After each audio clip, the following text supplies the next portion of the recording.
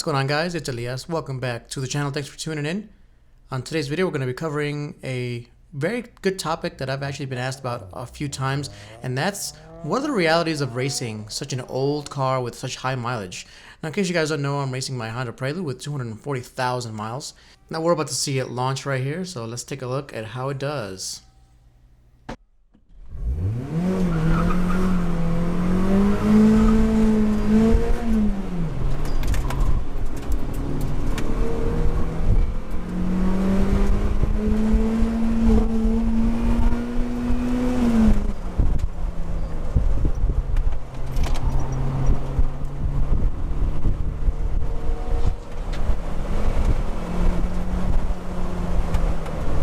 So far so good, no issues.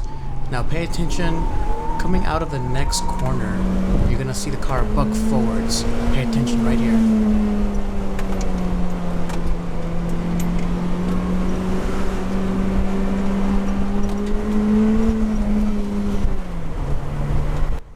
So as you saw right there, there's a little bit of an issue, and that's one of the realities of driving a very old car on the racetrack.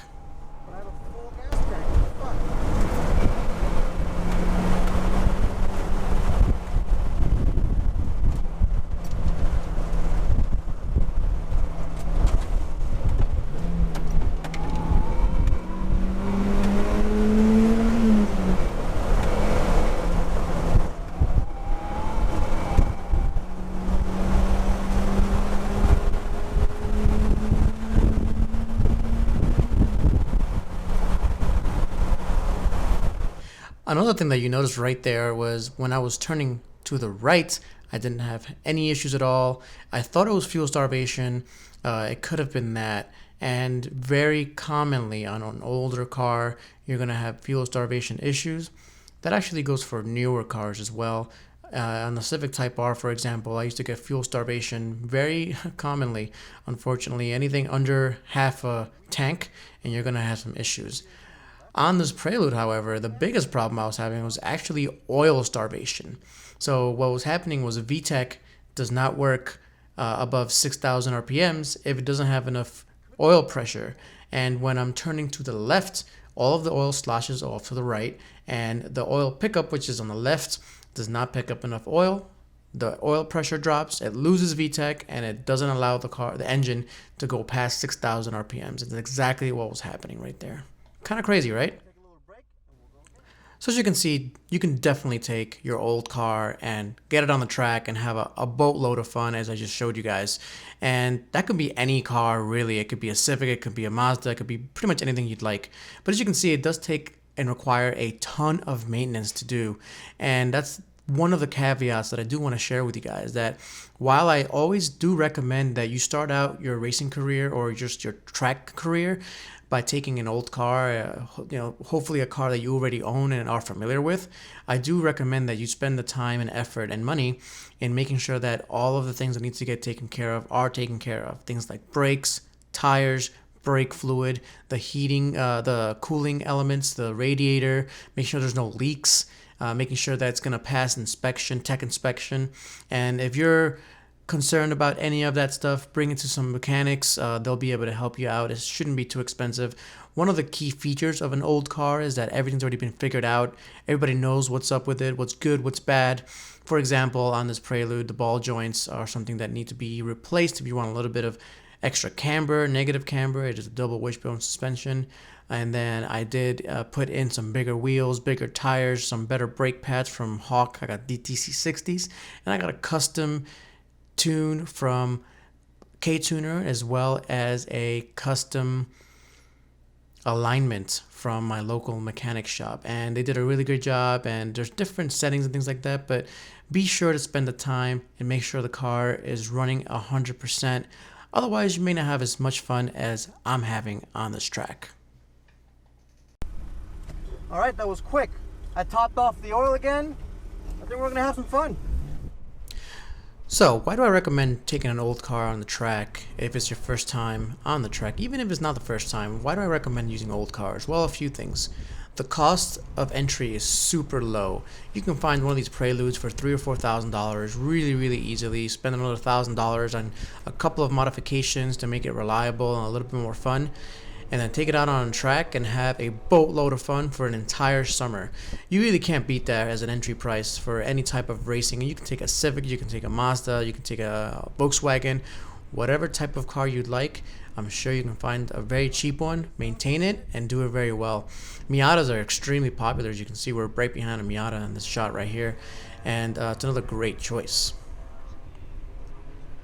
So with that said, what are some other realities of driving an old car out on the track? Well, you're gonna have to pay attention to what size tires and wheels you can fit on it. It's not always apparent what size tires and wheels you can fit under those wheel wells. Usually you could only go up to a certain size. Now I'm running 245 40 17s on this Prelude right now, and that's pretty much the biggest you can go unless I start cutting off fenders and adding some over fenders and doing some other things that I really don't want to do. And actually the way they are right now, they are rubbing on the fenders, and I already rolled the fenders, so they barely even fit as it is. And 245 with tires just aren't that big, and for a car that weighs 3,000 pounds, I kind of wanted bigger tires, but unfortunately the realities of an old car, you're just not gonna do it. The other thing is brakes are gonna be an issue. The reason I say that is because most old cars don't have any provisions for large brakes, especially Hondas. Mazdas have a similar issue, and that's just because back then the technology didn't allow for bigger brakes. That's why they sell big brake kits. I know StopTech sells some, Willwood sells some. For my application, I actually just went with a brake pad that can take more temperature than other brake pads. So I'm using Hog DTC60s. If you missed that video, I'll put a link up above so you guys can go watch that video, or just go search, Honda Prelude Hog DTC60. You'll see it right there, why I chose them. And this is one of the tests that I use for those brake pads. I love those brake pads, by the way.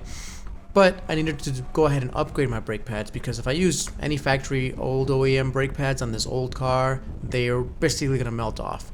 And that's the other thing. Your rotors, you're going to have to change them more often. Small rotors are going to crack faster than bigger rotors because they just don't have that much surface area, and the amount of heat you put into them is going to be enormous. Another part of the reality is the fact that the chassis that you're going to be using are going to be pretty much spent. And even if they're not, let's say they're a pristine chassis, let's say I got a brand new 5th gen Honda Prelude, the chassis rigidity is going to be significantly lower than anything you're going to be able to find today. This is one of the main reasons why when I bought the Civic Type R, I bought it brand new and I started racing it, people would call me crazy. Now, I do understand why they call me crazy. I did end up basically almost totaling it. Now I am rebuilding that, so if you don't want to miss those, make sure you hit that subscribe button, and I'll be releasing those videos very soon. I'm rebuilding the Type R. It's almost ready to go, actually.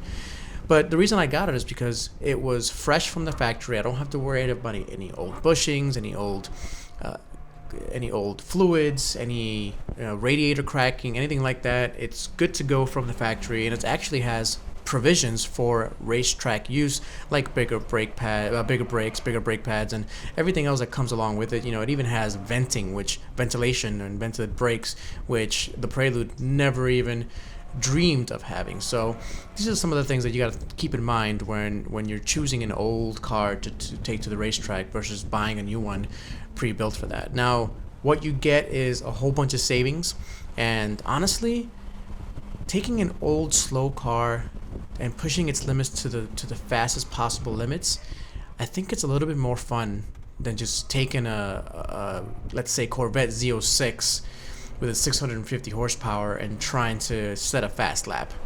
Because when you're trying to push a little old hoopty of a car, you're seeing its limits, you're playing with its limits, you're dancing on the limit, and that actually teaches you good throttle discipline, it teaches you good brake discipline, and it teaches you a lot of different things that you might miss if you just have an overpowered car. It's one of those things that people sometimes don't think about when they're starting to go on track. They don't bother learning the principles of fast driving.